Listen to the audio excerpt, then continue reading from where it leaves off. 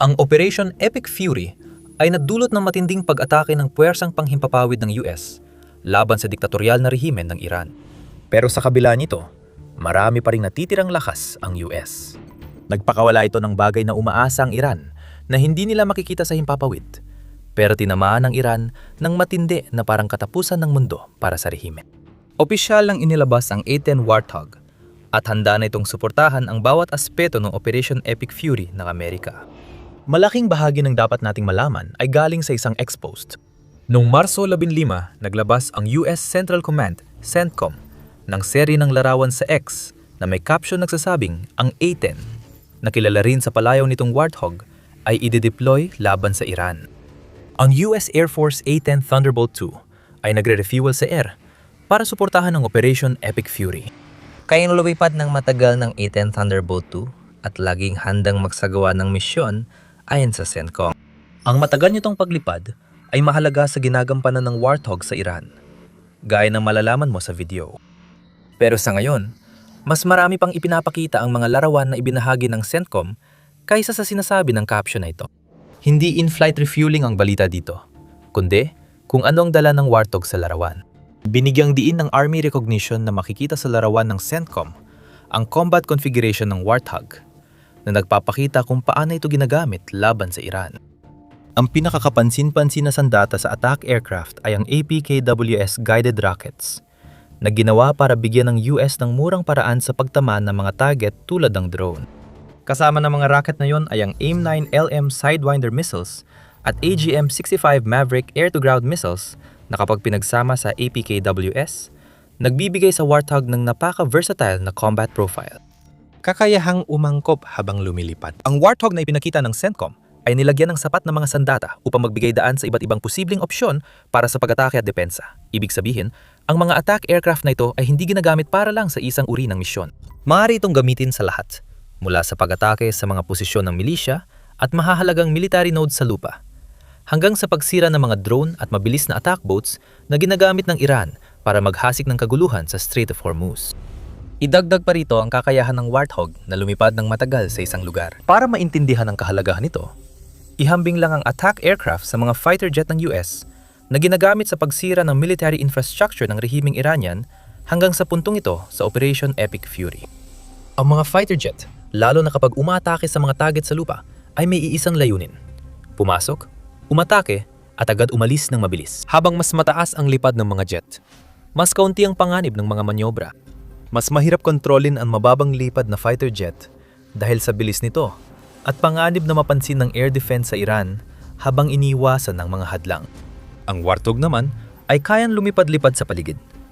Mabagal itong lumipad, kaya mas kontrolado ng mga piloto ang paglipad ng mababa sa lupa at kaya nitong manatili sa himpapawid ng ilang oras habang naghihintay ng utos na umatake sa bagong target. Ang ibig sabihin nito, para sa US, ay nagkakaroon sila ng mga pagpipilian. Karaniwan, ang mga fighter jet ay lumilipad sa mga limitadong misyon, samantalang ang mga Warthog ay maaring manatili sa himpapawid habang naghihintay ng mga utos. Kapag may utos, pwedeng pumasok, umatake, at umalis agad ang mga eroplanong ito, parang fighter jet. Pero pagkatapos noon, at kung sakaling may natitira pa silang mga armas sa loob, pwedeng bumalik ang mga Warthog sa pag-iikot sa himpapawid hanggang sa dumating ang susunod na mga utos. Ito ang susi sa tuloy-tuloy na puwersang pandigma mula sa himpapawid. Naging posible ito dahil sa husay ng US at Israel sa pagsira ng air defense ng Iran. Ang Israel Defense Force o IDF ay nag-angkin na nawasak nila ang 80% ng mga air defense ng Iran sa loob lamang ng unang ilang araw ng digmaan. Ibig sabihin, may malalaking bahagi ng kalangitan sa Iran na malinaw at ligtas sa anti-air missile.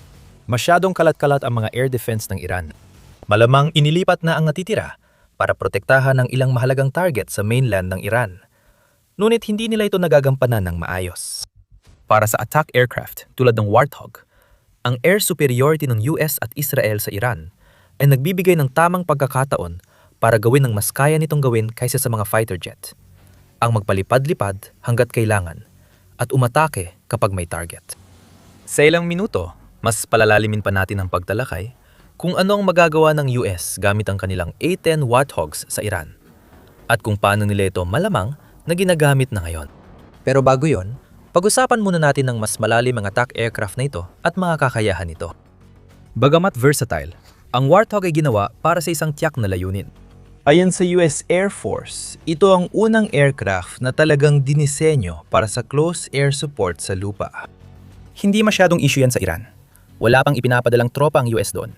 Pero maari magbago yan sa mga susunod na araw dahil sa nalalapit na pagdating ng isang Marine Expeditionary Unit na binubuo ng hindi bababa sa 2,000 at 200 US Marines sa Iran. Ibig sabihin, ang Warthog ay ginawa para umatake ng mga target sa himpapawid at lupa na banta sa infantry at special operations groups. Isipin mong inawasak ang mga tangke at pinapabagsak ang mga chopper at makukuha mo ang pangkalahatang ideya. Dahil walang ground forces na poprotektahan, may iba pang kakayahan ng Warthog. Kaya ito ang perpektong pagpili para sa Operation Epic Fury ngayon. Mahalaga ritong nabanggit na pag-iikot at kakayahan ng eroplano sa mababang altitude. Ayon sa US Air Force, kayang mag-operate ng Warthog sa ilalim ng 1,000 talampakang ceiling na may visibility na hanggang 1.5 milya sa ganitong kondisyon. Marami pang iba.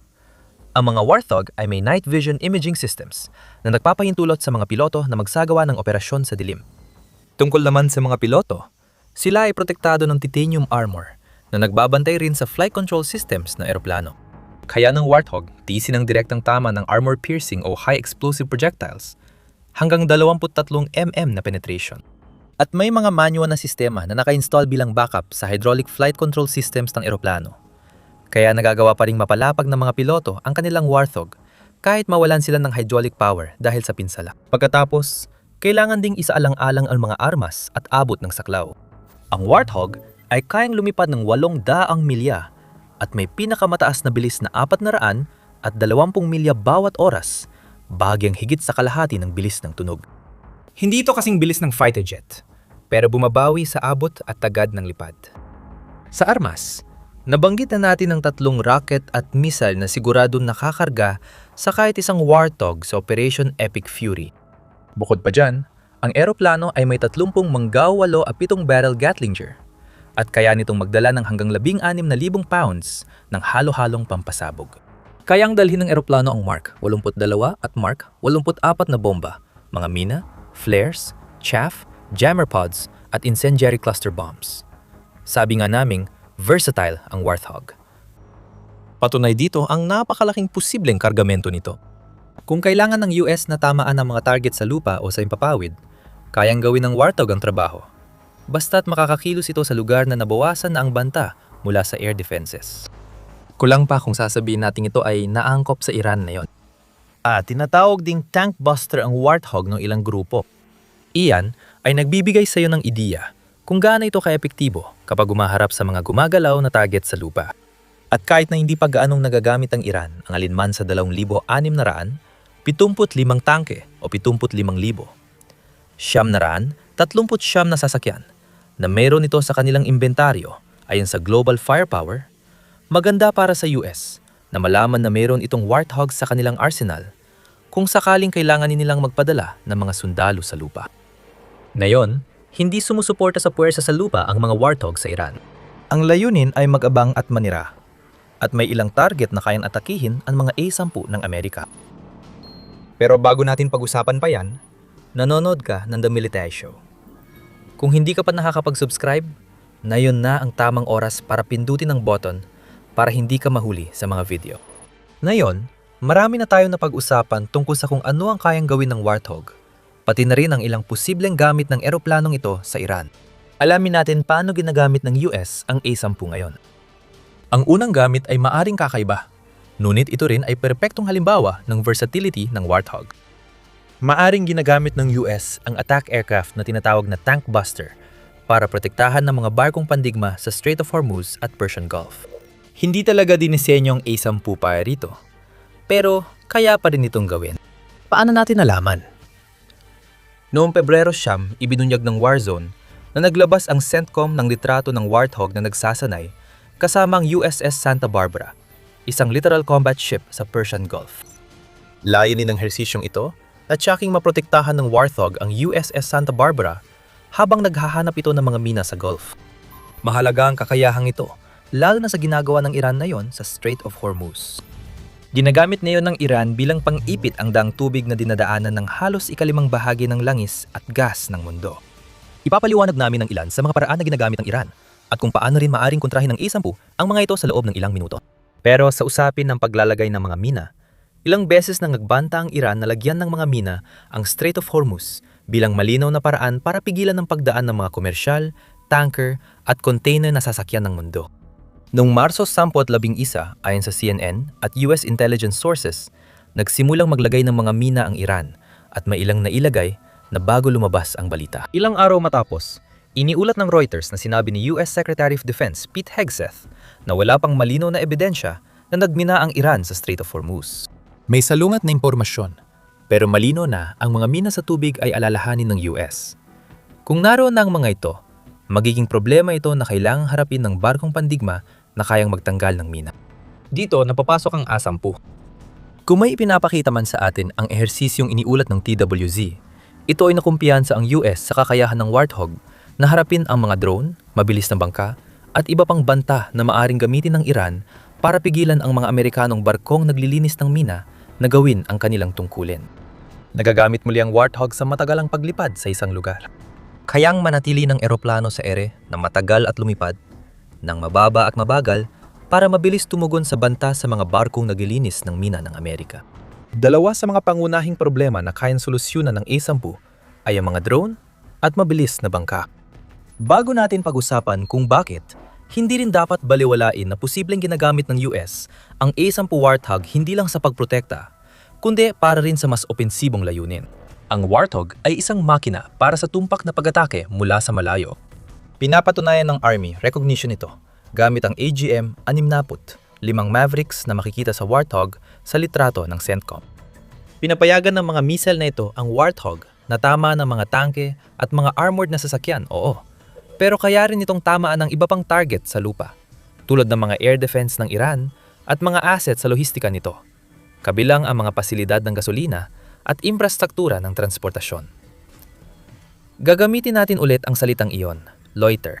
Ang A-10 ng US ay kayang manatili sa ligtas na himpapawid at umatake sa mga target sa lupa mula sa malayo kapag natukoy na ang mga ito.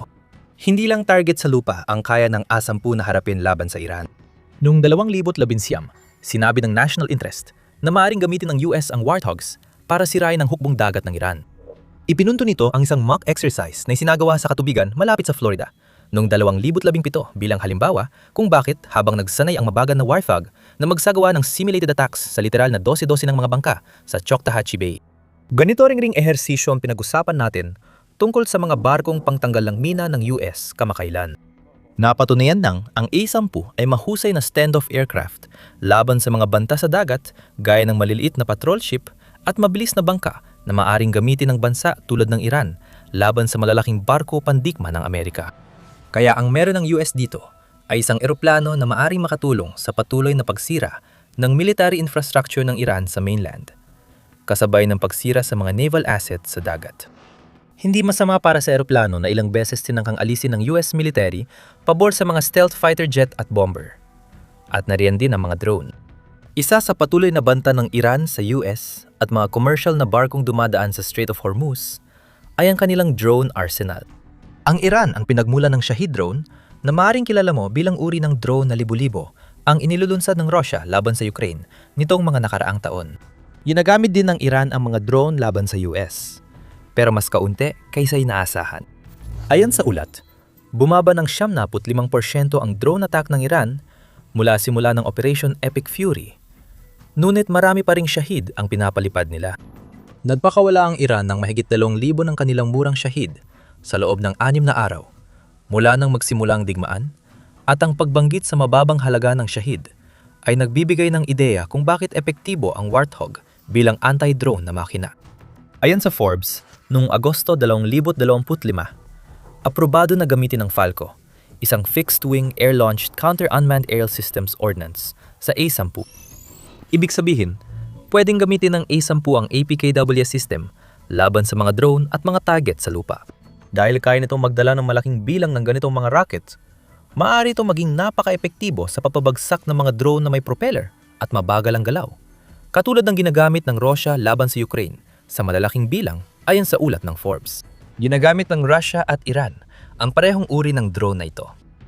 At ang APKWS system, na maaring natatandaan mo bilang isa pa sa mga sandatang nakita sa litrato ng Sengton, ay mahalaga sa kontrastratehiya ng Amerika. Maraming sandata ang US na kayang wasakin ang mabagal na Shahid drone ng Iran. Mas mabilis ang cruise missile at laging panalo. Ngunit nangangahulugan ito na gumagastos ang US ng daan-daang libo o milyon-milyong dolyar para pabagsakin ang drones ng Iran na nagkakahalaga lang ng 20,000 hanggang 50,000 dolyar bawat isa ayon sa Time Magazine. Lahat ng mamumuhunan ay sasabihing masama ang balik ng puhunan niyan. Lugi ang US. Kapag ipinagpapalit ang isang missile para sa isang drone, dahil mabilis gumawa ang Iran ng Shahid habang nababawasan ang mahal na missile stockpile ng US. Pero gamit ang APKWS na pwedeng iputok sa Warthog, may panlaban ng US sa Shahid. Ang UpQuest ay nakakahalaga ng nasa 35,000 dolyar bawat isa. Halos katumbas ng gastos ng Iran sa paggawa ng isang Shahid drone. Mayong kaya na mapaputok ng APKWS ang A-10 at napatunay ang compatible ito sa Falco, lohika na ipadala ng US ang mga eroplanong ito sa Persian Gulf laban sa banta ng Iranian drones. Bagamat bumaba ang pagpapalipad ng drone ng Iran dahil sa tuloy-tuloy na pambobomba sa kanilang launch sites, mukhang napagtanto rin ng Iran na nasasayang lang ang kanilang mga drone habang may A-10 ng US sa himpapawid. Laging panalo ang mga Warthog na may APKWS rockets laban sa mga Shahid. At ganon din ang nangyayari sa mga mabilis na bangka na nabanggit natin kanina sa video. Ginagamit ng Iran ang mga bangka, drone at unmanned surface vessels sa pag-atake ng komersyal na barko sa Strait of Hormuz mula simula ng Operation Epic Fury. Ayon sa New York Times, hindi bababa sa 16 na barko ang tinamaan ng Iran hanggang Marso 12. Maaring mas marami pa simula nun.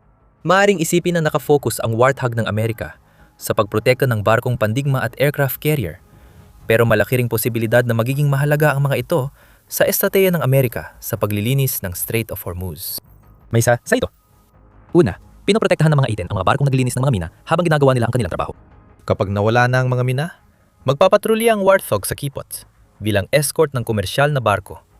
Perpekto para pabagsakin ng mabilis na bangka at drone. Pero marahil, kasing halaga ng lahat ng natalakay natin ay ang mensaheng ipinapadala sa Iran na yon na kasama na sa operasyon ang mga A-10. Isa sa mga layunin ng Operation Epic Fury ang buwagin ng aparatong pansiguridad ng rehimen ng Iran. Sa pagpapakita ng A-10 na nagre-refuel malapit sa Iran, ipinapahiwatig ng US sa rehimen ang tuloy-tuloy na aerial assault campaign gamit ang iba't ibang eroplano, depende sa sitwasyon. Ang mga air defense ng Iran ay sobrang wasak na ngayon, kaya magagawa na ng A-10 ang trabaho nitong magpalipad-lipad at umatake. At ibig sabihin nito ay mas marami pang masasamang araw ang darating para sa Iran. Sinabi na ni Pangulong Donald Trump ng US na tatamaan ng matindi ang Iran sa darating na linggo ayon sa ulat noong Marso 13. Mag-isip ang rehimen ng Iran kung gaano pa katindi ang tatama sa kanila. Ayon kay Hegseth, tinama na ng US ang 15,000 target ng kalaban sa Operation Epic Fury. Ngayon na ginagamit na ang Warthog, mas marami pang target sa lupa, dagat at himpapawid ang nanganganib. Dagdag pa, maraming gamit ang US na eroplanong ito na tutulong sa kanila sa susunod na yugto ng operasyon para muling buksan ang Strait of Hormuz na mag-aalis sa huling alas ng Iran. Maaring luma na ang Warthog. Para sa ilang US military, mukhang lahos na ito. Pero umaasa ang Iran na hindi nila makikita ang A-10 sa himpapawid. At ang dami ng gamit ng eroplanong ito na ipinakita sa bidyong ito ang dahilan kung bakit. Bago ang Operation Epic Fury, posibleng ituring ang digmaan laban sa Iran bilang simula ng ikatlong digmaang pandigdig. Ang pagbagsak ng Iran matapos ang lakas ng Amerika ay posibleng hindi na ngayon ang sitwasyon. May 5 iba pang labanan na posibleng magdulot ng digmaang pandigdig sa 2026 at natalakay namin ito sa video namin. Panurin ang video para matuto pa. Kung nagustuhan mang ulat, mag-subscribe sa The Military Show para sa pagsusuri namin sa mga pinakabagong hakbang ng US sa gitnang silangan. Salamat sa panonood.